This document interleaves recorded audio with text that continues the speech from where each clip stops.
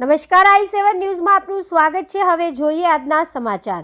દાદરા અને નગર હવેલીના તમામ ઉદ્યોગો સાથે 13/12/2023ના રોજ સાંજે 5 વાગે કોન્ફરન્સ હોલ જિલ્લા સચિવાલય સેલવાસ માનનીય પ્રશાસક DNHNDDના સલાહકારની અધ્યક્ષતામાં એક બેઠકનું આયોજન કરવામાં આવ્યું હતું।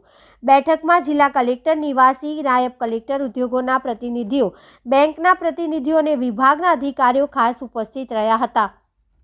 બેઠકના મુખ્ય ઉદ્દેશો જેવા કે એક ITI ખાનવેલમાં આગામી અભ્યાસક્રમો શરૂ કરવામાં આવશે, 2 મંજૂર છાત્રાલયના જરૂરિયાત, પ્રધાનમંત્રી જીવન જ્યોત વીમા યોજના PMJJBY અને અટલ પેન્શન યોજના APY ના લાભો અને 4 મતદાર યાદી નોંધણી ફોર્મ અંગે ચર્ચા કરવામાં આવી।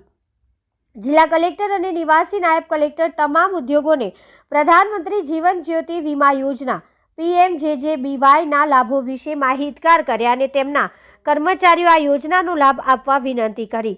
બેઠકમાં નિવાસી નાયબ કલેક્ટર સેલવાસ સ્માર્ટ સિટી ઉદ્યોગ ને PPT દ્વારા બનાવવામાં આવનાર લેબર હોસ્ટેલ પ્રોજેક્ટ વિશે વિસ્તૃત માહિતી આપી હતી અને આ પ્રોજેક્ટ અંગે તેમના સૂચનો આપવા વિનંતી કરી હતી।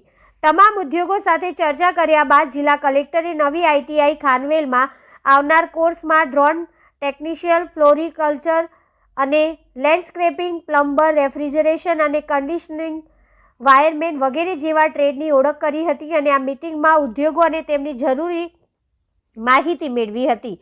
ગૂગલ ફોર્મ દ્વારા વેપાર પસંદ કરવા વિનંતી કરી।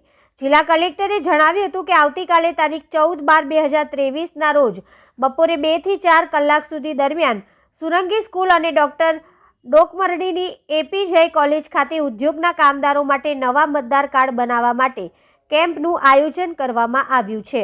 Reporter Ashwin power, Silvassa. અવનવી ખબરો જોવા માટે અમારી ચેનલને લાઇક કરો, શેર કરો અને સબસ્ક્રાઇબ